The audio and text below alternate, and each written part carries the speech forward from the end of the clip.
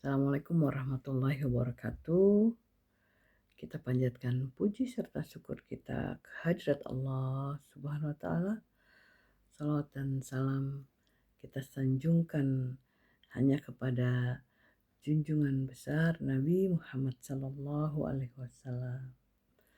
Teman-teman, kita ini hidup sementara. Tetapi kalau kita punya keturunan, buatlah sedini mungkin mereka diberikan bekal agama yang kuat, ya teman-teman. Bekal agama akan menuntun mereka generasi selanjutnya kepada kekuatan iman, kekuatan mental, dan kekuatan jiwa. Kalau kita hanya memberikan kepada generasi kita harta, kemudian sekolah yang tinggi, tanpa diberikan bekal iman Islam yang kuat, saya tidak bisa jamin teman-teman. Mereka rapuh, mereka tidak punya iman. Kalau mereka pandai, kemudian mereka jadi pejabat karena tidak ada iman di dadanya, maka celakalah dia akan menjadi pejabat yang rusak, pejabat yang korup, pejabat yang tidak bertanggung jawab. Kalau kita persiapkan iman Islam yang baik untuk anak-anak kita, teman-teman, bersyukurlah karena agama itu sebagai pondasi iman Islam mereka.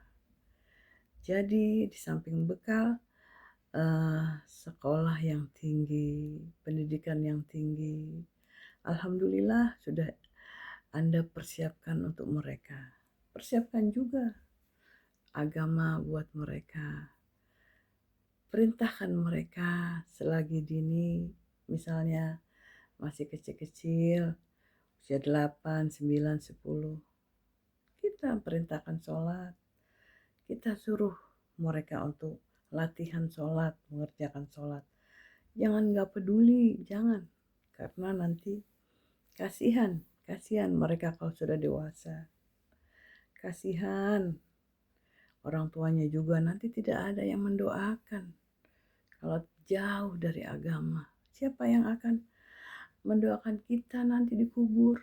Kalau anak kita tidak ada yang sholat, hanya kemewahan kita berikan, mereka tidak kenal agama, kemudian kita wafat, yang bacaan Yasin kita orang-orang yang tahlilan. Anak kita sibuk dengan pekerjaan mereka masing-masing. Dia tidak tahu cara mendoakan orang tuanya. Merugilah kita seperti itu, ya. Biasakanlah sejak dini anak-anak diajarkan untuk melaksanakan kewajiban sholat, mengaji setiap malam setelah maghrib, baru aktivitas yang lain. Biasakan di rumah untuk selalu diramaikan dengan ayat-ayat suci Al-Quran setelah maghrib.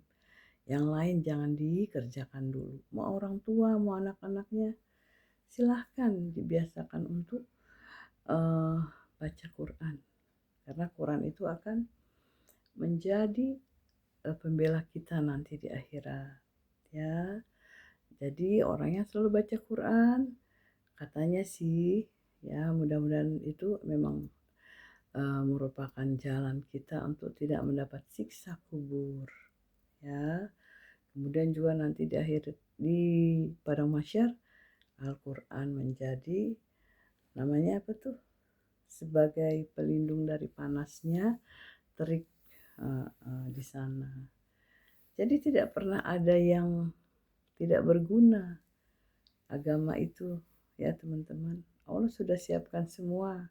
Sholat 5 waktu untuk dijamin kita supaya masuk surga.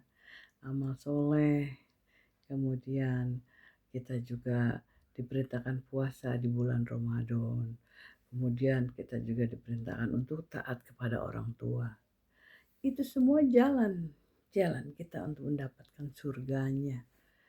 Tetapi kalau kita tidak peduli dengan agama, kita hanya sibuk dengan dunia, repot dengan urusan kerja, Tidak pernah anak-anaknya disuruh sholat.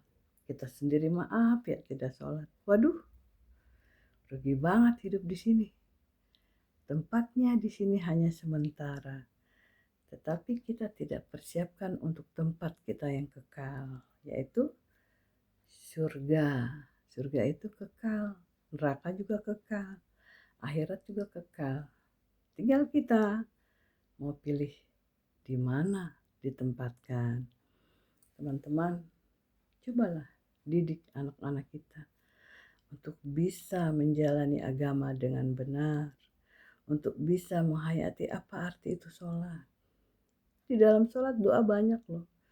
Rabbik firli warhamni wajburni warfa'ni warzukni wahdini wa'afini wa'fu anni. Itu duduk di antara dua sujud. Artinya, ya Allah ampuni aku, warhamni sayangi aku, wajburni angkatlah derajatku, warfa'ni kemudian maafkanlah aku. Jadi doa-doa itu ada di dalam sholat. Jadi sholat itu kumpulan doa, kumpulan pujian kepada Allah. Masa kita sebagai seorang Islam tidak suka dengan doa? Doa itu buat diri kita sendiri, bukan buat orang lain, ya. Semuanya Allah siapkan sudah buat hambanya. Oh, kamu mau dagangnya laris? Ya sudah, sholat duha untuk doa kamu meminta kepada Allah diberikan rezeki yang lancar. Oh, kamu mau masuk surga? Laksanakan kewajiban kamu sebagai seorang muslim. Didiklah anak-anak kamu untuk menjadi anak-anak yang soleh dan soleha. Jangan kita nggak peduli.